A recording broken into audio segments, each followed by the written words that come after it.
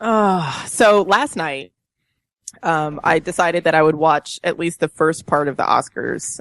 And I watched the opening number and would kind of pop in periodically, to see how it was going. And a few minutes before they were going to announce the Best Actress nominee, which I was very excited about because there's a young lady who is 9 years old named Quavinja Wallace, who is in, Beasts of the Southern Wild. And she's only the second African American, to be a woman to be nominated for Best Actress ever. and she's, and she did an amazing job in her movie. So I was all excited. I'm like, oh, this little 9-year-old girl might win, but she's at the Oscars. This is great. And I'm reading through my Twitter timeline and I follow The Onion. And The Onion tweeted a message. And what did The Onion say, Dasha? Bad word alert. If you don't want to hear this word, turn off the radio for the next 5 seconds and then turn it back on again. The Onion said, everyone else seems afraid to say it, but that Quavinja Wallace is kind of a cunt, right? Hashtag Oscars 2013. Right. So I saw that and it just came up and I was like, oh no, oh no. And just immediately there was Twitter exploded. The moment it started circulating around to everybody, it kind of broke the internet. Mm-hmm. And I think it broke a lot of people. And so this is what I was rage writing about this morning. It wasn't the tweet itself that necessarily made me fill with rage. Mm-hmm. It was the messages of support for this kind of language that I think is what made me so upset. And the fact that it was about a kid. Like this is a kid she's 9 years old. And the joke, just to be clear, I get the joke.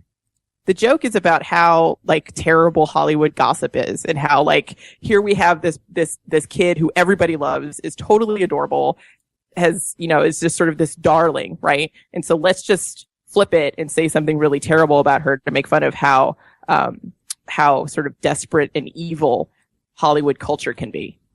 Right. So let's flip it. That's the joke, right? But it was at the expense of this 9-year-old girl. And it brings up feelings and it brings up words. And I think that there's been a lot of response out there and people are like, oh, it's a joke. Don't you get it? It's a joke. And it's like, yeah, it's a joke and I get it. And it wasn't funny. If you're going to do a joke, make it funny. And that's where I kick in. I finally thought about it cause we touched a little bit on it on AmTwib, but I realized that the biggest, not the biggest, one of the major crimes of this particular tweet was that the joke was hack. And if you're not familiar, like when you hear comics talk about something being hacky or something's being hack, it's because it's like something that's been done so much. It's overplayed. It's overdone. There's no real, like interestingness behind it. There's no, anything that's unique about it. Like it's just a hack joke. That's why you'll hear people talk about hack jokes when you hear about airplane food, because that became hack. It's like, oh, what's the deal with airplane food? It's so bad, right? Huh? And so everyone just constantly do it. And there's nothing interesting about it. Everyone's doing it. This is a hack joke. And so in this situation, the joke that they're making is it's a hack joke that we've heard like a million times. You take someone who's being super nice, super sweet, super innocent, blah, blah, blah. And it's like, oh, what a bitch. Or like, oh, you're such an asshole. And it's like, but obviously the joke is that the person isn't that, but like, but we're being catty and nasty about it. And that's ha ha ha. That's the joke. And it's worked in the past. It was funny. But what the situation here was, the joke that they tried to throw out there was basically that repackaged joke, but they were trying to make it not seem hack. So they were like, they had to up the ante. So instead of just going, oh, what's a bitch or something like that, which is normally the joke, it's like, oh, she's a real cunt, right? And they tried to up the game, up the ante of the joke which in all honesty, you did up the ante of the joke, which is why when it failed, it bombed so hard that it fell so goddamn flat. And now you're dealing with people because you've not only made this joke, it was just not funny. It was hack. You've done a bad job in that. But on top of that, you've now entered into the space of insulting a 9-year-old with a derogatory term, used, against women, actually using, a derogatory term for a part of a woman as an insult in general. You're now stacking up all the fucked up shit that goes along with this. It's just like boom, boom, boom. And you don't even have the, haha, this was funny to back it up. You just fucked up. Yeah. And I have to say that, I mean, after they tweeted that, the Onion ostensibly went quiet. Like there were 2 tweets, I think, that came out after it, and then it was just like done. There was just nothing for hours. And I was joking with Elon earlier that they were feverishly flipping through Baratunde's book, How to Be Black, for the chapter on making terrible jokes about 9-year-old girls. Jesus Christ. Which, side note, Baratunde does not work for the Onion. He is not the Onion's magical black friend. Stop asking him to fix this. I've been hearing folks like, "Oh, what Baratunde has said. Baratunde has weighed in on this," and I'm like, Google him. Why does Baratunde need He to don't weigh in on work this? there no more. And also, did he write the tweet? No. Is he in charge of the Onion? No, he was a part of he was their digital director for a while. But it's not his. No, you can't bring him in. I don't know why his name started popping up. Pick a random employee at the Onion to vouch for a random former employee from the Onion a year ago. I'm hoping that what people were thinking was that quote unquote digital director, meaning that, he must control the Twitter feed. I'm hoping that's what they thought. And it wasn't just simply the fact that they were just like, there's a black guy who works there, and like, what does he have to say? I'm hoping that it was more to it than that, but it felt like that was a lot. And I was there too. I wouldn't have been one like, what? I'm not doing this. Yeah, no. So stop tweeting at Baratunde. But and so at the same time, so this discussion's been happening, and a lot of things have happened. People, I think, started calling the Onion racist, and it's become this big thing. And I find myself, it's funny, in this weird, as a lot of these topics come up. If you've ever listened to the show, you've noticed that this has become a pattern with me. I'm in this weird gray area. Like, one, do I think the joke was funny? Nope. Fell flat. It's fucked up. But I feel like it's been a little bit, disingenuous, some of the critiques of it, because the critiques are implying that the intent behind it was in fact to attack a 9-year-old and call her a cunt, and that's what happened. And I'm like, well, it was an attempted hacky joke. And understand, and if you come from that position, if you're like, oh, I get that, I understand that part, it was hacked, but it's just not funny, I got no problem with that. But like the idea that they attacked a 9-year-old, like I don't feel that's what happened. I feel like they fucked up. Huge. And a lot of times when you're trying to be edgy, you take that risk. I'm an artist. I'm a comic. Like, it's like all of those things. Like, I know I take risks. Sometimes I will say something that I know could get me in trouble. And I say it.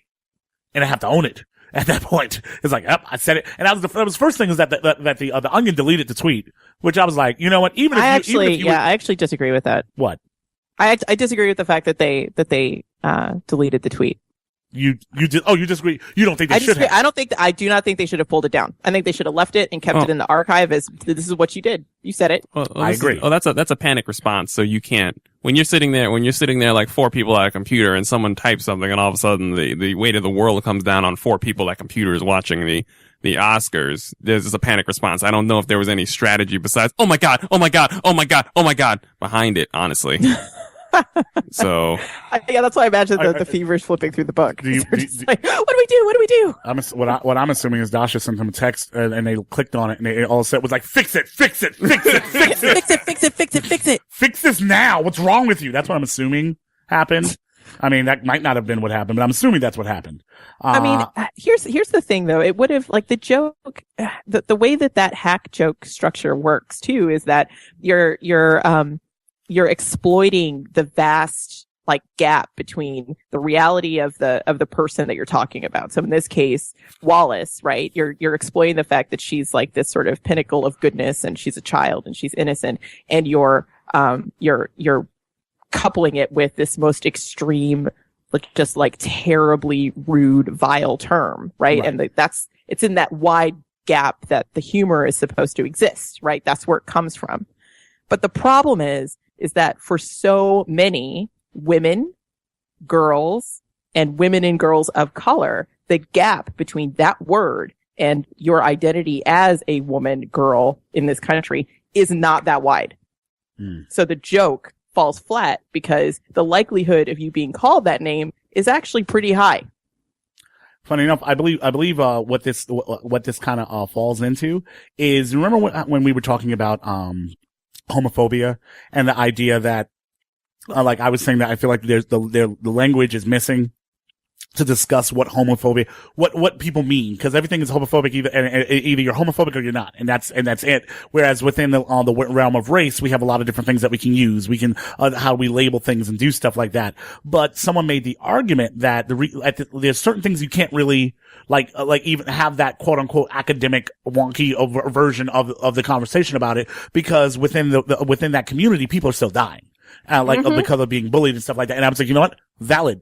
I will step back on that. You're right. That it's still too real. And I feel like that's the argument that Dasha's been making here, that, you know, like forget the young girl herself. Like think about what the language is, what it means, and how it's used, and the idea that it was never even questioned about how this could be perceived.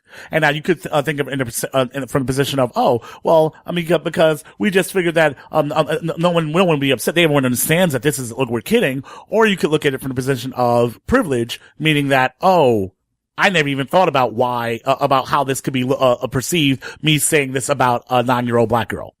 Yeah. You know what I mean? Yeah. So it becomes this weird, back and forth on that. And I think that's really, really interesting and kind of messed up. Well, I mean, the thing is, if we still live in a country where, the most popular image of young black girls and women is not a positive image. Right. I mean, the very fact that we're all super excited about Kerry Washington on Scandal because she's the first woman since the 70s to lead a show, right, says something about our politics of representation. The fact that like the way that we are represented in the media, is not reflective of who we actually are. And so that sort of weird and, fortunate or unfortunate, depending on how you look at it, side effect of Quivanjane's existence sort of as a 9-year-old Oscar nominee is that she does actually lose some of her identity and become representative of something for a lot of people. So like little girls at home could sit at home and look at her and be like, oh my gosh, there's a little girl just like me and she's at the Oscars. And she gets ridiculed on stage. And we've talked about this, Elon, that, Seth MacFarlane hosted the Oscars. I do not agree with the way that he was talking about her on the stage at all. And so in the context of Seth MacFarlane's comments and then the tweet, what are we communicating to folks who would aspire to be like her? It means that you don't want to be like her because who would want to have to put up with that?